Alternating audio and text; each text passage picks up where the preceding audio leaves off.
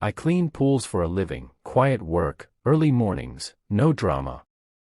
That day, her house felt different the moment I stepped through the gate. Too quiet. Too still. She was my regular client. Rich neighborhood. Perfect lawn. Perfect smile. But something about her eyes always looked lonely. I was checking the filter when I heard the splash. I turned. She was in the pool. No towel. No warning. Just water, sunlight, and a silence that felt loud. My heart stopped. She leaned back against the edge, calm, unbothered, like this was the most normal thing in the world. Then she looked straight at me and smiled, not playful, not teasing, tired. "Don't panic," she said softly. "I'm not trying to seduce you." I froze. Then she added, almost whispering, "I just don't want to be alone right now." That's when I realized, this wasn't about temptation. It was about something broken. She tapped the pool tile beside her. "Come fix this with me." And for the first time in years, I didn't know what the right thing to do was. Stayed where I was.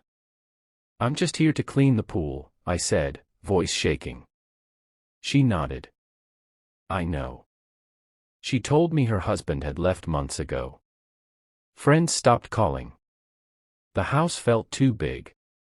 The silence too heavy. "I used to sit here with him," she said, eyes on the water. "Now it just reminds me of everything I lost." I realized then, she wasn't naked because she wanted attention. She was exposed because she had nothing left to hide. I handed her my towel. She looked surprised. Then relieved. "Thank you," she said, wrapping it around herself. "No one's done that for me in a long time." I fixed the pool. She sat nearby. We talked, about life, about loss, about how loneliness can make people do things they never planned. When I left, she said something I'll never forget. "You didn't fix the pool today.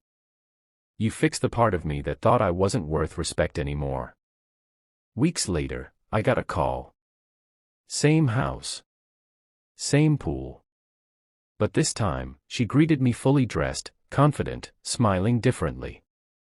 "I started therapy," she said. "I sold the house. I'm starting over." Then she handed me an envelope. Inside was a tip bigger than I'd ever received, and a note. "Thank you for choosing kindness when you could have chosen anything else." I walked away that day realizing something powerful. Real strength isn't giving in to temptation. It's knowing when someone needs dignity more than desire. If he had taken one step forward, this story would have ended very differently. Subscribe for real-life stories where one decision changes everything.